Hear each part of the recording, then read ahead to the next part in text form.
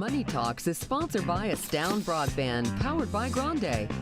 The Great Recession scared off a lot of people from investing, but if you just stayed the course a couple of years down the road with the recession in the rearview mirror, investors saw incredible returns. So in tonight's All New Money Talks, we talk about common mistakes that people make in a market downturn. First of all, if you're like me, a person who likes to really stay on top of your investments, you'd better understand that on a daily basis, there are going to be ups and downs. There isn't a reason to watch every move in the market, especially if doing so is going to make you nervous and make you panic. If you have a solid investment strategy that you can rely on, you can tune out the ups and downs and go do something you enjoy instead. And remember, especially if you are young, investing is not a sprint. It's a marathon for decades of your life.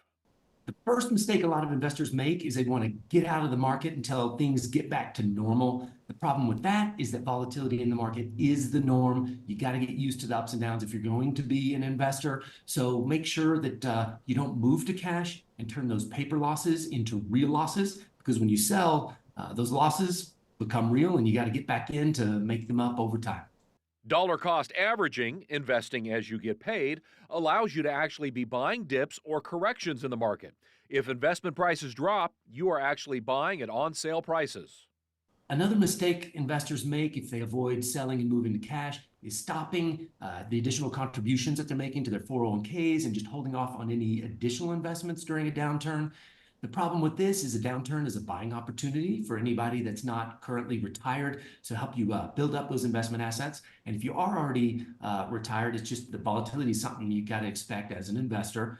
And if you think about it this way, if you're in the market to buy a house and the house you want is suddenly down by 20%, you wouldn't hold off on buying it. You'd buy it right away and then tell everybody what a great deal you got. And remember one thing, the market doesn't stay frozen. It's always in flux and will always be going up or down. Even though a downturn can be a buying opportunity for long-term investors, you want to avoid the mistake of trying to leverage those gains by borrowing money with a margin account or buying a leveraged vehicle that promises higher returns, because the market, while it's down, can still go down further. So you want to avoid chasing those quick profits and buy by adding smart long-term positions. In 2023, 61% of adults in the United States were invested in the stock market.